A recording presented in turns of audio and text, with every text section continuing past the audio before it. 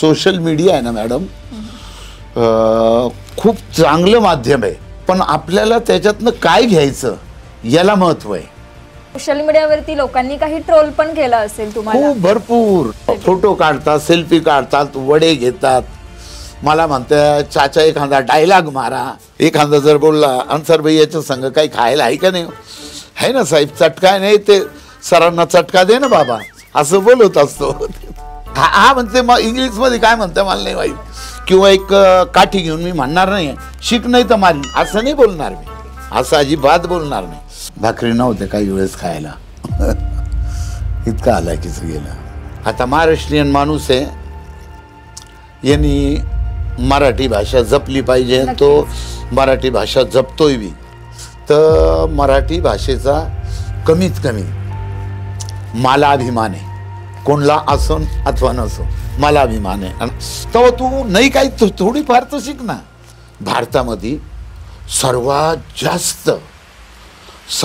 जास्त महसूल भारताला महाराष्ट्रामधून आणि मुंबईमधून मिळतो.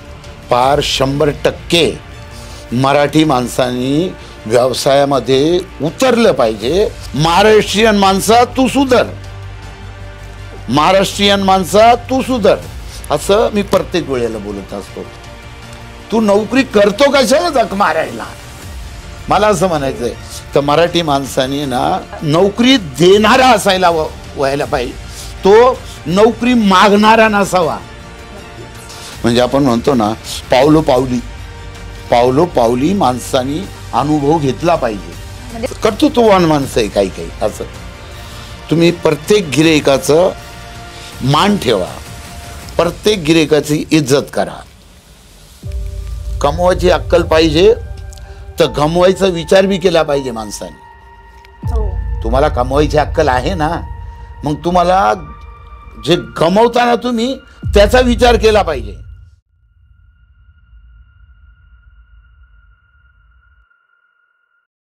नमस्कार मंडळी. तर आज आपल्या सोबत आहेत समनापूर गावचे हसतमुख, मनमिळाऊ आणि लाडकं व्यक्तिमत्व म्हणजेच अन्सारी चाचा. लोक ज्यांना वडेवाले चाचा म्हणून ओळखतात, परंतु त्यांच्या वड्यांपेक्षाही त्यांच्या बोलण्यातील उबज जास्त खोलवर जाते. तर आज आपण जाणून घेणार आहोत त्यांच्या वड्यांमागील गोष्ट, त्यांचा प्रवास, गमती जमती आणि त्यांच्या आयुष्यात आलेल्या काही अडचणी. तुमचं बालपण कसं गेलं? लय हालाकीचं गेलं. थोडक्यात लय हालाकीचं म्हटल्यावर लय हालाकीचं. अच्छा. भाकरी नव्हते काही वेळेस खायला. इतकं हालाकीचं गेलं. काही शिक्षण वगैरे झालं की लवकरच कामाला जावं लागलं? तर मग शिक्षण नाही झालेलं माझं. आता बालपणच तसं होतं, मग शिक्षण होणारच नव्हतं ना. कितवी शिकले तुम्ही? काय दुसरी शिकले. हा. आणि तुम्ही जे वडापावला नशीब नाव दिलं ते कशावरून दिलं? आपल्याकडं खायला काही नव्हतं तर आपल्याला नशिबाने भेटलं ना, म्हणून ते नशीब नाव दिलं. ओके. तर तुम्ही वडापाव विकण्याची सुरुवात कशी केली आणि केव्हा केली? वडापाव पहिले तर शिकावं लागेल ना मला. हॉटेलमध्ये मी काम केलं बऱ्याच दिवस. कुठे काम केलं ते? हॉटेलमध्ये संगमनेरमध्ये बऱ्याच ठिकाणी काम केलं. माझं कसं 6 महिन्यात ह्या हॉटेलमधून त्या हॉटेलात चालू राहायचं माझं. वर्षभर 6 महिने एकामध्ये लगेच दुसरीकडे जायचं. फक्त शिकण्यासाठी जात होतो मी थोडक्यात. मग तिथे तुम्हाला काही सॅलरी वगैरे द्यायची की? हा, मग पगार राहायचा ना, रुपया रोज राहायचा. मला वाटतं 65-66ची बात आहे. त्यावेळेस ₹1 रोज खाऊन पिऊन. दिवसाला ₹1? हा, दिवसाला ₹1. आणि मग तुम्हाला ते परवडायचं का? परवडेल म्हणजे त्यावेळेस सर्व स्वस्तच होतं ना. ओके. हा, 20 पैशाला तर मिसळ होती. हे मिसळ आपण खातो ना, हे 20 पैशाला मिसळ, 10 पैशाला भला मोठा पाव, 30 पैशात पोट भरून जायचं. ओके. मग आता तुम्ही हे सगळं जेव्हा दुसरीकडे जाऊन काम करत होते तेव्हा तुम्हाला वाटलं का कधीतरी की हे सगळं आपण थांबवावं, जेव्हा तुम्ही दुसरीकडे जायचे रोजाने तेव्हा? हा, नाही, माझं आहे ना, समजा मी हॉटेलमध्ये काम केलं ना, तर हॉटेलमध्ये प्रत्येक वेळेला मी बदललं. म्हणजे त्याचं कारण असं होतं का मला शिकायचं होतं काहीतरी. ओके. म्हणून मी आता समजा हॉटेलमध्ये कामाला, ज्या हॉटेलमध्ये गेलो तिथं मिसळ, पाव, भजे हे तयार कर तिथं. त्याच्यानंतर समजा दुसरे मिठाईचं दुकान आहे, त्याच्यामध्ये गेलो तर मिठाई तयार होतं, ती कशी पाहतात हलवायच्या इकडं गेल्यावर ते कसं करतात, खानोळीवाल्याच्या इकडं समजा कामाला गेलो तर ते कसं करतात, असं शिकून घेतलं पहिले मी. म्हणजे सगळ्या गोष्टी तुम्ही पहिल्यांदा हा, शिकून पहिले घेतल्या. शिकून घेतलं. आणि त्यानंतर मग तुम्ही स्टॉल उभा हा, केला तुमचा. त्यानंतर मी हातगाडीवर वडापाव सुरू केला. तर मी बी 30 पैशालाच वडापाव दिला. 30 पैशांना. 30 पैशाला वडा आणि पाव. आणि मग तेव्हा बाकीचा जो खर्च होता तो किती राहायचा जेव्हा तुम्ही नवीन चालू केलं तेव्हा हातगाडीवर? मला तर वाटतंय ना, शेंगदाणा तेल आहे ना, ते मला वाटतं 9-10 रुपये किलो असायचं, प्युअर शेंगदाणा तेल. त्यानंतर मग तुम्ही फेमस कधी झाले? तुम्हाला म्हणजे गिराईक तुमच्याकडे केव्हा जास्त यायला लागले? माझं कसं आहे, ज्यावेळेस आहे ना मी स्टार्टला टाकलं ना, त्यावेळेस मी 2-4 किलो बेसनामध्येच करायचो. पण ते ज्यावेळेस मी सुरू केलं का माझ्याकडं लाईन राहायची, तेवढं संपलं 2 तासात कमी बंद करून घरी जायचं. पहिल्यापासून माझ्याकडे गर्दीच राहायची. हा, क्वालिटी देत होतो मी. क्वालिटी विथ क्वांटिटी पण. हा, क्वालिटी आणि क्वांटिटी पहिले लक्षात ठेवायचं. मीच नाही, प्रत्येकाने ठेवायला पाहिजे. आणि क्वालिटी, क्वांटिटी आणि किंमत सुद्धा गिराईकाला परवडलं पाहिजे, या हिशोबाने बिझनेस केला पाहिजे प्रत्येकाने, मी असं म्हणतो. तर ही तुमचं जे वडापावची खासियत काय आहे नक्की? एवढं फेमस झालं, मग त्यात काहीतरी वेगळं तर असणारच. अगदी बरोबर आहे ना. क्वालिटी म्हणजे मेंटेन करण्यासाठी आहे ना, प्रत्येक वस्तू आहे ना ही चांगल्या प्रकारे टाकावं लागते. जसं लसूण आहे, हा गावरानच यूज करायचा, नाही भेटला तर भातावर आहे, पण गावरानच करायचं. तसंच तुमची हे आलं आहे, हे मी सातारीच वापरतो चांगल्यापैकी, सेंट चांगला असतो. कोथमिरी गावरानच वापरतो मी. म्हणजे सगळं गावरान वापर. हा, सर्व गावरान घेण्याचा प्रयत्न करायचा.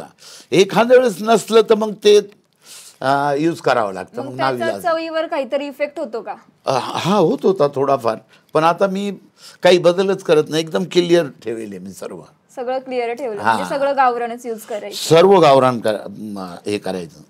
आता सध्या आपण पाहतोय बटाटे असतील, मीठ असेल, तेल असेल, सगळ्याला भाव वाढलाय. मग त्याचा काही इफेक्ट होतो का व्यवसायावर?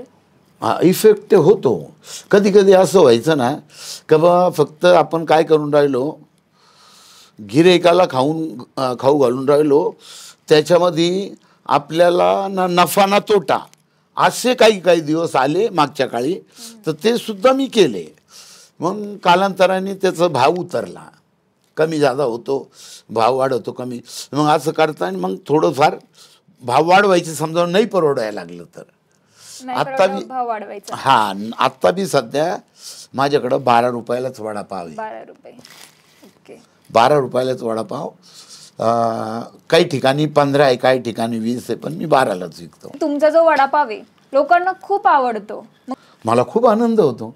आता मी बनवून राहिलो आणि माझी जी वस्तू खाऊन राहिली म्हणजे आनंदाचीच बात आहे ना.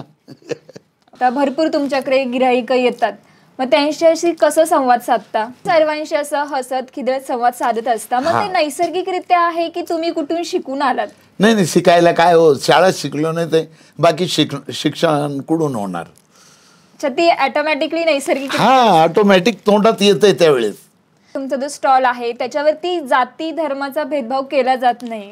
जाती धर्म आहे ना, हाच नाही. हा, म्हणजे तुम्ही ते कसं जपता मग? हा, जपतो म्हणजे मी त्या गोष्टीला मानत नाही. ओके. मी फक्त काय, जात म्हणजे फक्त माणसाची जात आहे एवढं मानतो मी. बाकी कुठं जात आणि धर्मच नाही आहे. लय झालं तर 2 जाती, एक स्त्री आणि पुरुष, याच्या पलीकडं जातच नाही कुठं जगामध्ये, मला असं वाटतं. हाच सर्वश्रेष्ठ धर्म. हा, आणि त्याच्यानंतर जे माणुसकी आहे ती सर्वश्रेष्ठ धर्म, त्याच्या पलीकडे कोणी धर्म आहे नाही, मी असं मानतो. तुम्ही सोशल मीडियावर देखील व्हायरल झालेला आहात, मग त्याबद्दल तुम्हाला कसं वाटतं? खूप आनंद होतो की आपल्याला, म्हणजे इतकं लोकांनी प्रेम दिलं, इतकं म्हणजे हे केलं आपल्याला, म्हणजे खूप चांगलं वाटतं. थोडक्यात तुमचं जे पहिल्यांदा रील व्हायरल झाली त्यावेळी तुमचा आनंद कसा होता? त्यावेळेस तर खूप आनंद झाला हो, कारण पहिलं झालं ते एकदम याच्यावर आले, मोबाईलवर आले, तर खूप आनंद झाला. सोशल मीडियामुळे तुम्हाला काही वेगळ्या अफवा वगैरे पसरवल्या किंवा ह्याचा काही त्रास झाला का? झालं. सोशल मीडिया आहे ना मॅडम, खूप चांगलं माध्यम आहे, पण आपल्याला त्याच्यातनं काय घ्यायचं याला महत्त्व आहे. आणि सोशल मीडिया इतकं घाण माध्यम आहे, जर आपल्याला ते घाण घ्यायचं असलं तर. म्हणजे दोन्ही बी आहे त्याच्यामध्ये, थोडक्यात चांगलं बी आहे आणि घाण बी आहे. पण आपल्याला फक्त चांगलं घ्यायचं, जे माणसाला आणि माणुसकीला जे म्हणजे साथ देतं असं घ्यायचं. आता सोशल मीडियावरती लोकांनी काही ट्रोल पण केलं असेल तुम्हाला? खूप भरपूर. आणि मग ते तुम्ही कसं मॅनेज केलं? मी कोणाला उत्तरच दिलं नाही. कोणी जर बोललं ना असं आहे बाबा ठीक आहे, असं आहे, तुझे विचार तसे म्हणून तू असं बोलतो, संपला विषय. म्हणजे ज्याचे विचार तसेच त्याला हे तुमचे विचार त्या पद्धतीचे असले ना तर तुम्ही त्या पद्धतीनंच म्हणजे विचार करणार, त्या पद्धतीनं समोरवाल्याकडून बोलून घेणार आणि त्या पद्धतीनंच समोरवाल्याला वागायला सांगणार. थोडक्यात म्हणजे थोडक्यात फॉर टॅट. हा म्हणते, मग इंग्लिश मध्ये काय म्हणते मला नाही माहित, पण असं. तरुण मुलं वगैरे येतात तुमच्या स्टॉलवर, ते फक्त तुमच्याकडे फोटो घेण्यासाठीच येतात का? सेल्फी वगैरे काढण्यासाठी? फोटो काढतात, सेल्फी काढतात, वडे घेतात. मला म्हणते चाचा एखादा डायलॉग मारा, तर तो चालूच राहत होते. मग एखादा डायलॉग आता आम्हाला पण मारून दाखवा की. मारू ना, तुमचं पूर्ण होऊ द्या ना पहिले. एखादा डायलॉग दाखवा तुमचा. नाही, आता आम्ही त्यावेळेस आम्ही समजावत, आम्ही दुकानवर असलो मी, तर त्यावेळेस म्हणजे जसं ते तुम्ही म्हणता ना, जसं टाइम म्हणजे सिच्युएशन तुम्ही म्हणता ना, हा जसं आली ना सिच्युएशन तसं बोलत असतो मी. उदाहरण घ्यायचं, एखादा माणूस म्हटला अरे बाबा लवकर आटे, मला घाई झाली, त्यावेळेस मी बोलतो भाऊ, आपल्या गावठी भाषेमध्ये, भाऊ त्याला चांगलं पक्क होऊन दे, हिरकाचं देता येत नाही. आता तर हिरकाचं काय त्यालाही कळत नाही. तो म्हणतो हिरकाचं, भाऊ म्हणजे भाजून दे त्याला थोडक्यात. हिरकाचं मी देत नाही असं मी बोलत असतो. चटका देणं, चटका देऊ का? चटका तर आम्ही मिरचीला चटका म्हणत असतो. तर आम्ही बोलत असतो. एखादा जर बोलला अन्सर भाई याच्या संग काही खायला आहे का नाही, आहे ना साहेब चटका नाही, ते सरांना चटका दे ना बाबा, असं बोलत असतो. ते बोलतो. ओके. आता राज्यामध्ये मराठी भाषेवरून खूप चर्चा चालू आहे, मग ते मराठी भाषेवरचं प्रेम आहे की दुसरं काही राजकारण, काय वाटतं तुम्हाला? मराठी भाषेवर आहे ना हे फक्त राजकारण चालू आहे. ओके. फक्त राजकारण चालू आहे, बाकीचं काहीच नाही याच्यामध्ये. आता महाराष्ट्रीयन माणूस आहे, यांनी मराठी भाषा जपली पाहिजे, तो मराठी भाषा जपतोय बी. आता मी आहे जास्त करून मराठीमध्ये बोलतो प्रत्येकासंग, कारण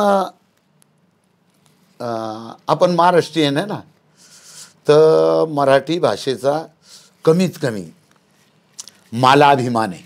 कोणला असो अथवा नसो, मला अभिमान आहे. आणि मला याचा अभिमान आहे का मी महाराष्ट्रामध्ये ज्यावेळेस आईच्या पोटातून जगात आलो त्यावेळेस मी ह्या मराठी मातीवर जन्म घेतलेला आहे आणि इडूनच मला अन्न भेटलं, म्हणून मी मराठी मातेचा आणि मराठी भाषेचा खूप आदर करतो. मी त्याचा म्हणजे मला मराठी भाषा बोलायला आवडते. तसं मला हे म्हणायचं नाही का मला हिंदी आवडत नाही. हिंदी माझी राष्ट्रीय भाषा आहे, तर ती बी मी बोलतो, नाही असं नाही. पण मी महाराष्ट्रामध्ये राहतो, तर मला मराठी भाषेबद्दल खूप प्रेम आहे. खूप छान वाटलं हे ऐकून की मराठी भाषा आपली आहे, आपण ज्या राज्यात राहतो त्या भाषेचा, त्या भाषेचा आपण स्वीकार केलाच पाहिजे. केलाच पाहिजे पहिले आपण, कारण तिथं जन्माला आणून राहो. आता समजा बाहेरचे लोक येतात आपल्याकडं, समजा काही UP बिहारमधनं आले, तर ते आले आपल्याकडं, तर या बाबांनो काही तुम्हाला काही आम्ही म्हणत नाही का नका देऊ. म्हणजे तुमच्याकडे बरेच परभाषीय किंवा अनेक प्रकारचे लोक येतात. अनेक प्रकारचे लोक येत असताना तुम्ही त्यांच्याशी मराठी भाषेमध्ये, मराठी भाषेचा अभिमान कसा जपता? मग त्यावेळी त्याच्या संग बोलतो मी. त्याला जर म्हटलं, तो जर बोलला ना मेरे को मराठी नाही आता आहे, तर मी त्याच्या संग हिंदीत बोलतो. बाबा किती दिवस झाले तू इथं राहायला? तर मला झाले बा 5-6 महिने इथं. अरे मग थोडंफार शिकून घे ना बाबा. शिकला तुला बळजबरी नाही आहे किंवा एक काठी घेऊन मी म्हणणार नाही शिक नाही तर मारीन असं नाही बोलणार मी, असं अजिबात बोलणार नाही. फक्त एवढं बोलणार का भाऊ तुझं आणि माझं जे संभाषण आहे, जे देवाणघेवाण आहे आपली एक दुसऱ्याला बोलायची, तुझ्याकडून मला काय पाहिजे आणि माझ्याकडनं तुला काय पाहिजे, हे जे देवाणघेवाण आपण बोलू मराठीमधून किंवा हिंदीमधून, तर हे पूर्ण समजायला पाहिजे आपल्याला. तेव्हा तू नाही काही थोडीफार तर शिक ना, असं मी त्याला बोलत असतो. फक्त मी एवढंच बोलून का बाबा तुझं आणि माझं संभाषण व्हायला पाहिजे आणि तुला मला एक दुसऱ्याला आपल्याला एक दुसऱ्यापासून काही घेता आणि देता आलं पाहिजे. त्यामुळं तू शिकून घे. तू 5-6 महिने आणि तुला राहायचंय म्हणून शिक. महाराष्ट्रामध्ये राहायचंय तुला काही दिवस, वर्ष, 4 वर्ष, 10 वर्ष, तर मग तुला मराठी शिकला पाहिजे. तर ते लोक म्हणतात हा अभि तो थोडाफार तर येते मेरे को, थोडीफार तर येते मेरे को असं बोलतं काही. पण काही लोक असं म्हणतात, आता ते बोलू नये चुकीचं होतं. काही लोक असं म्हणतात, एक टी व्हीवर मी कोणतं तरी बघितलं, तो म्हणतो मला 30 वर्ष झाले म्हणे महाराष्ट्रामध्ये आहे मी, पण मी मराठी शिकणार नाही, तुला काय करायचं ते करून घे. आता 30 वर्षापासून राहतोय माणूस, पण ते थोडंफार तर यायला पाहिजे असं मला वाटतं. हा यायला पाहिजे. पण तो म्हणजे पण त्याने जे उत्तर दिलं ना, ते मला असं वाटतं त्याला मराठी चांगली येत असावी. पण मला असं म्हणायचं आहे, तो 30 वर्षापासून राहतो, तर तो बराबर मराठी येत असन. जर त्याला नाही येत समजा मराठी, तर मी त्याला म्हणन का भाऊ तू आहे ना, तू माणसाच्या पोटचं दिसत नाही असं जर बोललो, ते कळत आहे का त्याला? ते कळत आहे त्याला? मग तो बोलेल ना. म्हणजे याचा अर्थ त्याला मराठी येते, पण तो मुद्दाम अवलंबन करत नाही त्याचं. आपल्या काही लोकांना म्हणजे मराठी जे भाषक आहेत त्यांना डवचाळून काहीतरी म्हणजे त्यांना खुन्नस देऊन थोडक्यात असं तो माणूस तिच्याशी इच्छा असावी असं मला वाटतं. बाकी त्याला मराठी चांगले येत असेल हे मी फार छाती ठोक सांगतो, कारण 30 वर्षापासून तो इथं राहतोय. तर असे अनेक आहे, बरेच लोक आहे. तो एक दुसरा काय म्हणतो, महाराष्ट्रामध्ये महाराष्ट्राचे लोक ह्या आमच्या भाकरी खात्या, आमच्या तुकड्यावर जात्या, एक कोणतरी आहे तो असा म्हणतो. आता मला असं म्हणायचं आहे, चांगला जर विचार केला तर बरं, महाराष्ट्र आहे ना भारतामध्ये सर्वात जास्त महसूल भारताला महाराष्ट्रामधून आणि मुंबईमधून मिळतो. हे मी वाचलंय मी आणि ऐकलेलं पण आहे आणि वाचलेलं आहे. तो सर्वात जास्त महसूल हा कमीत कमी 35 ते 40% आपल्या महाराष्ट्रातून जातो आणि बाकीचे जे आहे टक्केवारी, कोणचे 2%, कोणचे 5%, कोणचे 10% असं जातं. तर महाराष्ट्रातून 35 ते 40% महसूल ज्यावेळेस आपल्या भारताला जातं, त्यावेळेस त्या माणसाला, त्या समोरवाल्या माणसाला जो म्हणतो का महाराष्ट्रीयन लोक आमच्या तुकड्यावर जगतात असं जे बोलतो, तो त्याच्यासारखा मूर्ख माणूस मला तर वाटतं जगामध्ये कोणी नसावा. आणि तो माणूस काहीतरी आमदार का खासदार का काहीतरी आहे म्हणता, मी असं ऐकेले, काहीतरी आहे तो माणूस. पण तो असं बोलतो, तर त्याला भान नाही का, त्याला माहिती नाही का महाराष्ट्र किती तुम्हाला देतो भारताला. भारत माझाच देश आहे भारत, आणि महाराष्ट्रातून म्हणजे महाराष्ट्रीयन माणूस आहे मी, त्याच्यामध्ये कोणत्याही जातीचा त्याच्याशी काही घेणं नाही. महाराष्ट्रीयन माणूस आहे, महाराष्ट्रीयन माणूस इतका महसूल भरतो, तर त्याचा अभिमान बी आहे आणि स्वाभिमान बी आहे मला. तुम्ही एक व्यवसाय करताय चांगल्या रीतीने, मग तुम्हाला वाटतं का मराठी माणसाने भावनिक नाही तर प्रॅक्टिकली या ठिकाणी व्यवसायामध्ये उतरलं पाहिजे? फार 100% मराठी माणसांनी व्यवसायामध्ये उतरलं पाहिजे. आणि आता भरपूर लोक मी 10 वर्षापासून बोलतो का मराठी माणूस सुधर असं नाही म्हणतो, महाराष्ट्रीयन माणसा तू सुधर, महाराष्ट्रीयन माणसा तू सुधर, असं मी प्रत्येक वेळेला बोलत असतो. महाराष्ट्रीयन माणसं बी खूप सुधारले, खूप त्यांचे खूप बिझनेस बी आहे, पण अजून सुद्धा महाराष्ट्रीयन माणसांनी बिझनेसमध्ये घुसायला पाहिजे, पुढे गेलं पाहिजे, पुढे गेलं पाहिजे ना. आज तो जर आपण असं जर आपला महाराष्ट्रीयन माणूस जर समजा बिझनेसमध्ये घुसला तर त्या माणसाची ताकद नव्हती असं बोलायची, बरोबर आहे ना. त्याची ताकद नसती झाली, पण तो बोलला का बोलला का त्याने आपले 4-2 माणसं आहे, मी आपल्या माणसाला नाव ठेवणार, जगाला नाही ठेवणार. आपले 4-2 माणसं असे का इतके आळशी आहे, इतके आळशी आहे का त्याचं नाव ते मुलगा शिकतो, खूप पुढं जातो, शिकून एकदम मस्तपैकी भारी शिक्षण घेतो आणि तो म्हणतो मला का कुठंतरी 5-50 हजार रुपयाची नोकरी भेटली पाहिजे.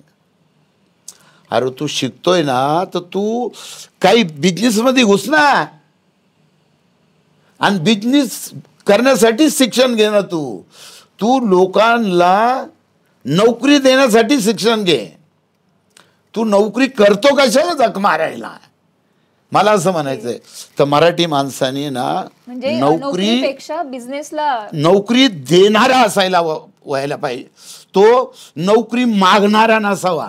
नक्कीच महाराष्ट्रीयन माणूस तर तसे आहे आपल्याकडं 10-5%, 10 ते 5%, 15% लोक असे जे आळशी आहे. बाकी सर्व लोक खूप पुढे जाण्याचा प्रयत्न करून राहिले आणि गेले पाहिजे. माझं असं मत आहे का गेले पाहिजे. मराठी माणसांनी उठून जागं होऊन पुढं निघला पाहिजे. महाराष्ट्रीयन माणूस त्याच्यामध्ये प्रत्येक समाजाचा आला, हिंदू असो, मुस्लिम असो, शीख असो, हिंदू कोणत्याही समाज असो, जो महाराष्ट्रात जन्माला आला त्या माणसाने पुढे जायलाच पाहिजे असं मला म्हणायचं आहे. गेलंच पाहिजे मराठी माणसाने पुढे. गेलंच पाहिजे त्यांनी पुढं, आणि त्यांनी नोकरी न मागता नोकरी देणारा व्हायला पाहिजे. आजपर्यंत तुम्ही खूप सारी जर्नी, आता हे स्टॉल वगैरे उभं करून आजकाल भरपूर असे गिराईक तुमच्याकडे येतात, वडापाव खातात. मग तुमचा एखादी अशी गोष्ट आहे की जी आज एखादा असा गिराईक आहे का जो तुमच्या आजही लक्षात आहे, अशी काही एखादी घटना आहे का? आहे ना, भरपूर घटना आहे. मग एखादी सांगाल का? आता ते घटना म्हणजे बघा, घटना चांगल्या बी घडतात, वाईट बी घडतात. हृदयस्पर्शी घटना, हृदयस्पर्शी घटना भरपूर झालेलं आहे ना. असं आता कोणता सांगावं असं झालं ना, कशावर बोलू असं झालं ना, जी आवडेल ती सांगा.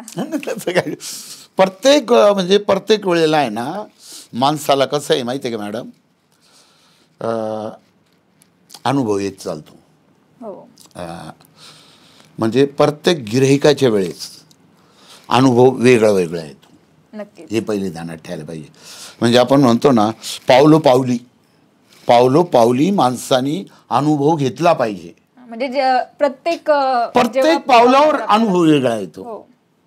आपण चप्पल पायामध्ये घालून चाललोय तरी पण काही ठिकाणी आहे ना रस्ता असा थोडा असतो ना, तर असा पाय पडतो, कधी असा पडतो. म्हणजे थोडक्यात पावलोपावली माणसाला अनुभव येत चालतो.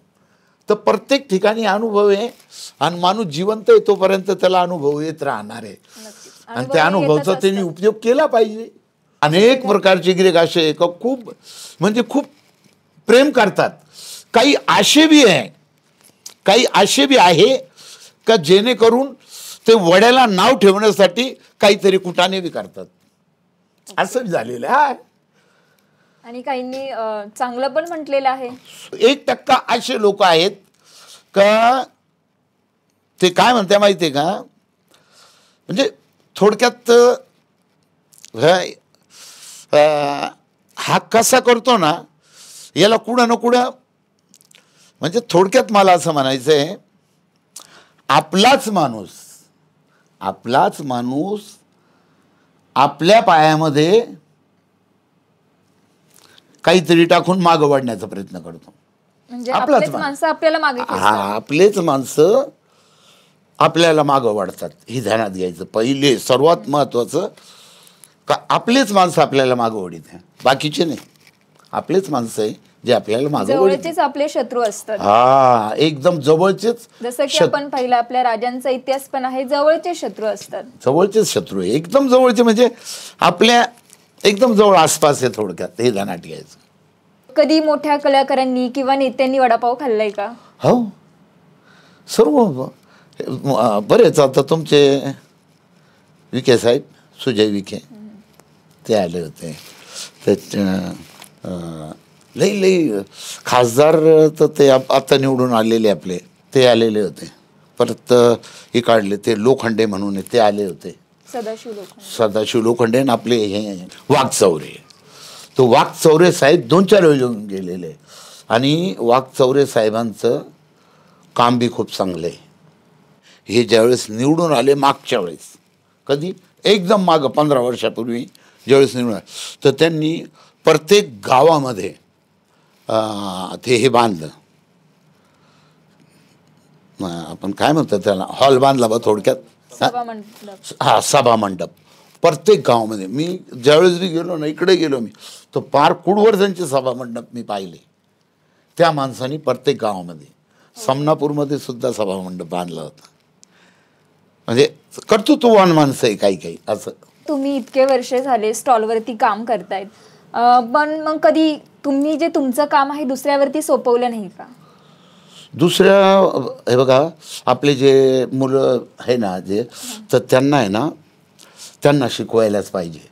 समजा आपल्याला उद्या काही झालं, कमी झालं, माणूस आहे बघा, मनुष्य प्राणी, कधी आजारी पडू शकतो आणि कधी काही होऊ शकतं त्याला.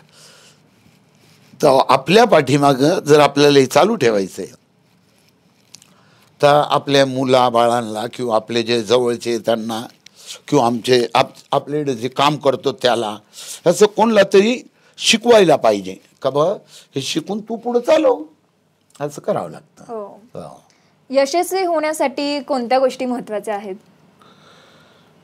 यशस्वी होण्यासाठी जर आपण एखादा व्यवसाय टाकलाय किंवा आपल्या आयुष्यात यशस्वी व्हायचंय, मग कोणत्या गोष्टी आपण केल्या पाहिजे यशस्वी होण्यासाठी?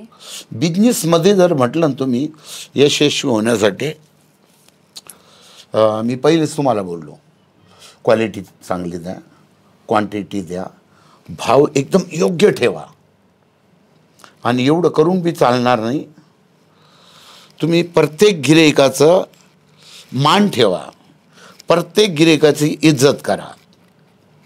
प्रत्येक गिऱ्हाईकाला म्हणजे भाऊ असं समजा का तो गिऱ्हाईक माझ्याकडे आला तर मला एक आना का होत नाही, मदत करण्यासाठी आला आहे.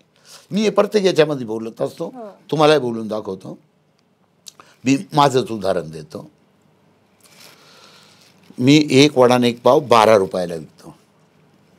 आता 12 रुपयाला वडापाव विकतो, तर एक गिऱ्हाईक माझ्याकडे येऊन राहिलं. ते गिऱ्हाईक येताना मी जर पाहिलं आणि मी जर असा विचार केला का तो जो गिऱ्हाईक आलाय माझ्याकडं, तर त्याला भूक लागली म्हणून आलाय तो, मी असा विचार जर करतो, तर मग तो माझा मूर्खपणा आहे. मी असा विचार केला पाहिजे का बाबा रे, हे गिऱ्हाईक आलं, हे एकाना का होत नाही, पण मला मदत करण्यासाठी आलेलं आहे.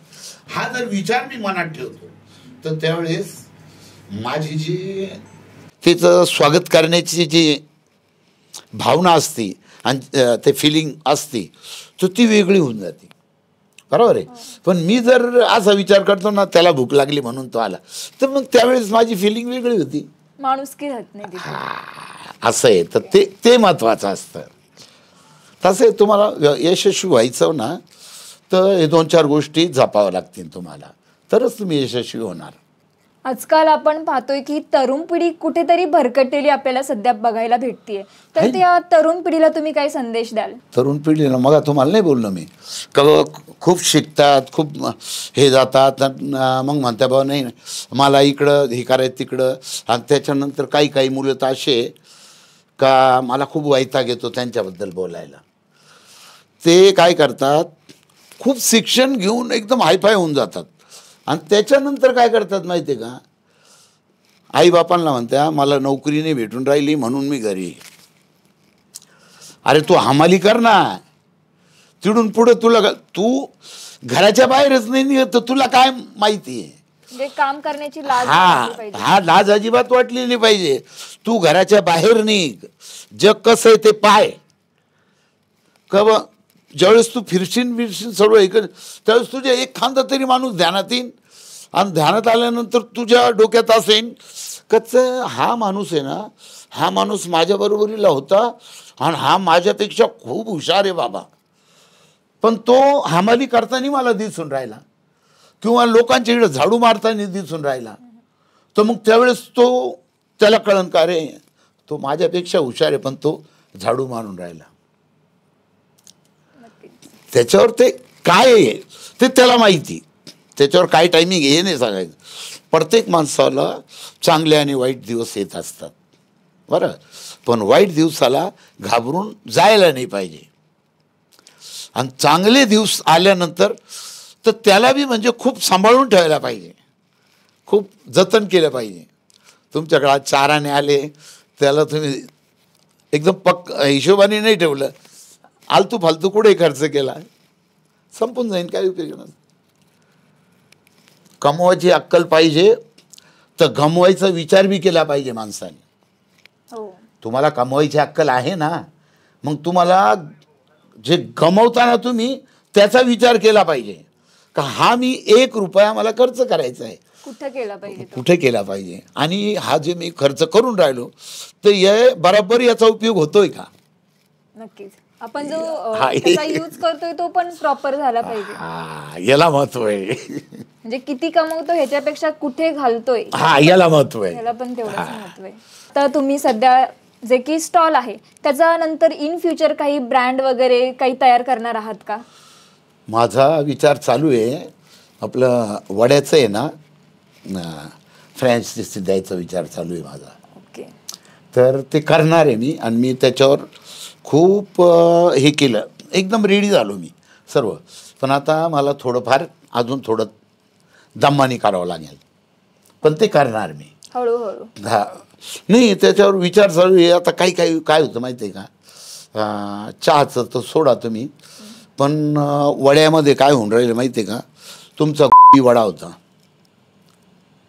नाशिकमध्ये, वडा होता तो संगमनेरमध्ये आला होता. तुम्हाला आठवतं की नाही काय माहिती, मला माहिती आला होता. तर त्याचे ना अनेक फ्रँचायझी झाल्या. त्याच्यानंतर ते बदल होत गेले तर त्याच्या क्वालिटीमध्ये फरक पडला आणि त्याच्या चवीमध्ये फरक पडला. बरोबर आहे. तर मग असे खूप झाले. ते झाल्यानंतर मी आता कायचं नाव पुण्याला गेलो होतो. तिकडं वडेवाले वडे, तर त्यांच्या खूप शाखा आहे. बरोबर आहे. मी एका शाखेवर वडा खाल्ला, त्याच्यानंतर 10-20 किलोमीटर दुसरीकडं खाल्ला, संघ बांधून घेतला एक हे बी, पण त्याच्यामध्ये थोडासा डिफरन्स जाणवला मला. आता मी तो डिफरन्स जाणवला, ते पाहिल्यानंतर माझ्या ध्यानात आलं की याच्यामध्ये काय डिफरन्स आहे. पण कशाला कोणाला काही बोलायचं, गप्प बसलं मी. म्हणजे असा डिफरन्स यायला नाही पाहिजे. त्याच्यासाठी ते चालू आहे माझं. ते एकदम क्लिअर केलं आहे ना त्याच्यानंतरच. की मी असंही ऐकलं की पहिला जो तुम्ही वडा विकायचे त्याच्यामध्ये आणि आत्ताच्या टेस्टमध्ये थोडाफार फरक आहे का असं काही? फरक असू शकतो, नाही असं नाही. तुम्हाला सांगतो ना मी, हे बघा आज मी तेच घेऊन राहिलो. आज मी तोच मटेरियल आहे माझ्याकडं आणि पहिले बी तोच मटेरियल होता. पण त्याच्यामध्ये फरक काय होता, त्यावेळेस मी आहे ना खलबत्त्यामध्ये कुटून बनवायचो, खलबत्त्यामध्ये मिरची वगैरे खलबत्त्यामध्ये. आणि आज काय आहे, फक्त मशीनमध्ये टाकायचं आहे. त्या खलबत्त्यामध्ये मी 2 किलो मिरची कुटायला कमीत कमी 10 मिनटं लागायचे मला. आता 10 मिनटामध्ये मी मिरची कुटतो कमीत कमी 25 किलो. मशीन 25 किलो मिरची कुट. तर मग कधी कधी काय होतं माहिती आहे का अशा बऱ्याच त्याच्यामध्ये पहिले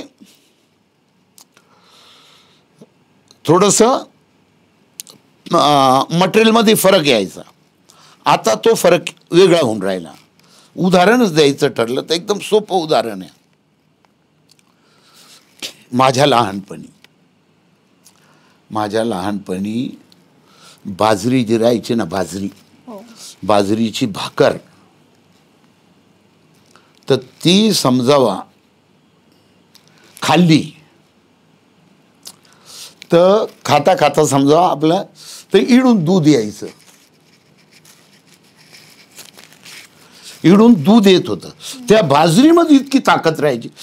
त्याचं नाव ते ती. आणि आजच्या बाजरीमध्ये फरक आहे. फर्टिलायझर जास्त यूज, खतं औषधं जास्त यूज केले. पहिले एका एकरमध्ये 5-6 लई खूप बागायते असले तर 10 पोते होत होते. आता फक्त एक असे मूठभराच फर्टिलायझर मारून एका एकरमध्ये तर 20 बी होत्या आणि 25 बी होत्या. हे कुठून येऊन राहिलं? त्याची ताकद नाही आहे. फक्त आता आपल्याला काय माणसं जगवायचे म्हणून हे अन्न तयार होऊन राहिलं. आता तुम्ही सांगितलं तुम्ही तुमचा एक ब्रँड उभा करणार आहात. हो. मग ब्रँड उभा केल्यानंतर त्याच्या भरपूर शाखा होणार.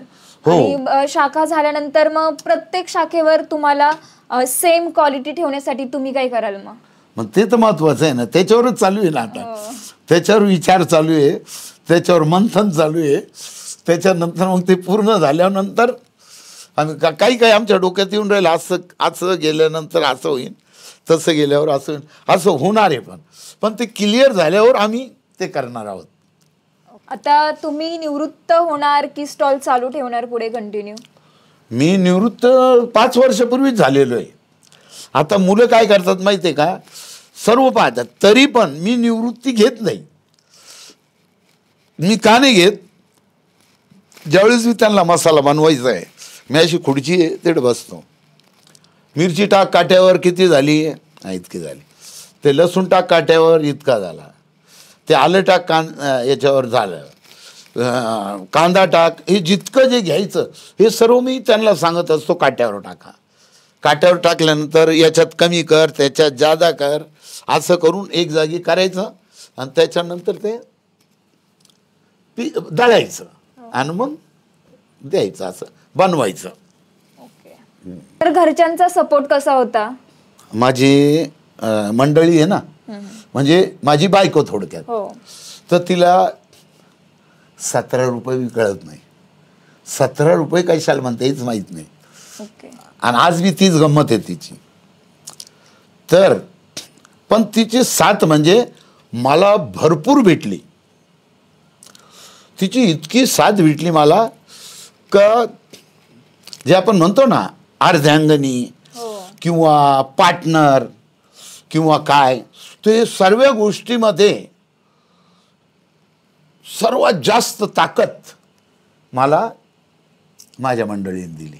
सर्वात जास्त ताकद तिनं दिली मला. आज तुम्ही पाहताय, आज तुम्ही खूप मोठा बिझनेस या ठिकाणी उभा केलेला आहे, परंतु तुम्ही तुमच्या मुलांना एज्युकेशन देऊन तुम्ही असं का नाही ठरवलं की त्यांना मी कुठेतरी चांगली इंजिनियर, डॉक्टर करून नोकरी केली पाहिजे? हेच का ठरवलं की त्यांना पण बिझनेसमध्येच उतरवलं तुम्ही? ते तो एक छोटासा अनुभव आहे. छोटीसे माझा मुलगा आहे, एकुलता एकच आहे. बरं का. तर तो B.Com झाला इकडं संगमनेरमध्ये. नंतर तो काय बोलला, पुण्यामध्ये काहीतरी आपण नोकरी करतो बा मी, असा तो माझा मुलगा बोलला. तर म्हटलं काय पगार भेटणार? म्हणजे त्यावेळेस लोकांना 8-9 हजार, 10,000च्या आतमध्ये. म्हणे स्टार्टलाच आहे ना मला 15,000 ते 20,000 रुपये महिना भेटणार आहे म्हणे. तर म्हटलं ठीक आहे, एक काम कर, तुला जो पगार भेटणार असेल ते भेटू दे, काय हरकत नाही. पण तुझी नोकरी किती वर्ष राहील? तर म्हणे काय 20-25 वर्षात आटपून जाईल. 20-25 वर्षात तुझं वय काय होईल? झालं. आणि त्याच्यानंतर तुझ्याकडे पैसे किती राहतील? शेवटच्या टप्प्यात तुला 1 लाख रुपये महिना भेटणार आहे. तर तुला पैसे किती शिल्लक राहते नाही असं सर्व हे करून खाऊन पिऊन. तर नाही भरपूर सर्व काही असं तसं. म्हटलं एक काम कर, तू आहे ना, हे बघ आज आहे ना 2 किलो तेल आहे, 2 किलो बेसन आहे, 2 किलो अमुक आहे, हे सर्व इतकं मटेरियल आहे, मोजून दिलं तुला. आज तारीख काय आहे, इतकी तारीख आहे, ह्या तारखेवर तुला मी देऊन टाकलं. आता पुढच्या ह्याच तारखेला तुझ्याकडून मी हिशोब घेईन आणि किती ते पाहिन. आणि जर ते वाढेल असलं तर त्याचे पैसे धरून घेऊ, आणि कमी असलं तर त्याचे पैसे कट करून घेऊ. ठीक आहे म्हणे. महिनाभर त्याला काहीच बोललो नाही. त्यावेळेस मला वाटतं 4 आण्याचा एक कढीपत्ता येत होता आणि 8 आण्याचा येत होता, आणि रुपयाचा भला मोठा यायचा तो कढीपत्ता. तर तो रुपयाचा कढीपत्ता जरी तिने आणला तर त्याला ते म्हणायचो तू टिपून ठेव, तुला महिन्याचा हिशोब द्यायचा, वर्षाचा नाही. तर ते सर्व झाल्यानंतर त्याला बोललो, भाऊ किती पैसे झाले होते तुझे आता महिना संपल्यावर. तर म्हणे आपा म्हणे तर इतके झाले एका महिन्यात. आणि म्हटलं तुला किती भेटणार होते. तर मग मला याच्यापेक्षा तिकडं डबल बी जर भेटले, डबल, तरी परवडणार नाहीये. हा परवडणार नाही. हा ते परवडणार, कारण हे भरपूर आहे ना, त्याच्यापेक्षा डबल टिबल आहे. तर मी त्याला बोललो, तिकडं 15 वर्ष नोकरी करायची ना, तिकडं तुला टिबल आहे ना, तू असं कर 5च वर्ष कर, आणि नंतर सर्व सोडून जाय, बसून काय, फक्त 5 वर्ष कर, आणि तुझ्या मनात आलं तर अजून 5 वर्ष कर. त्यापर्यंत ते पाहिलं. त्याच्यानंतर ते आजपर्यंत मागं नाही पाहिलं. आता माझ्यापेक्षा हुशार आहे असं. हा तर बिझनेसमध्ये मुलांना घालायलाच पाहिजे. आपल्या बिझनेसमध्ये काही असं आपल्या मुलांच्या हे बिझनेसमध्ये घालायला पाहिजे मुलांना. तुमच्याकडे भरपूर जे काही कलाकार वगैरे आलेले आहेत, त्यांची कोणती एखादी आठवण आहे का? कोणता कलाकार वगैरे आल्यानंतर? माझ्याकडं लय कलाकार आलेले होते. तर एक तर ते नाही का, काय त्यांचं नाव, त्यांचे फोटो बी होते. बरेच कलाकार होते ते. ते मुर्गी खाणारे, अजून ते काय कोणतं तरी पिक्चर, एक अजय देवगणचा पिक्चर नाही का, तो शिवा राहतो, तर तो शिवा बी आपल्याकडे येऊन गेलेला आहे. शिवा नाव आहे त्यांचं. मग त्यांचे काही प्रसंग, त्यांना कसं वाटलं आपल्या इथे आल्यानंतर? काही माझ्याकडे आले, बोलले, मस्तपैकी फोटो बिटो काढला आणि मग गेले. खरं तर मनापासून धन्यवाद चाचा, तुम्ही या ठिकाणी आलात आणि तुमची सर्व माहिती जी आहे ती आमच्यापर्यंत पोहोचवली, आणि या तरुण पिढीला तुम्ही जे काही मार्गदर्शन केलं त्याबद्दल मनपूर्वक धन्यवाद. धन्यवाद तुमचं. या ठिकाणी तुम्ही आलात, आमच्यासोबत जे काही संवाद साधले, तर तुम्हाला कसं वाटलं? खूप आनंद झाला, चांगलं वाटलं. नक्कीच तुम्ही पुढच्या जी काही नवीन युथ पिढी आहे त्यांच्यासाठी एक आदर्श ठराल असा आशावाद व्यक्त करते. धन्यवाद. धन्यवाद. धन्यवाद.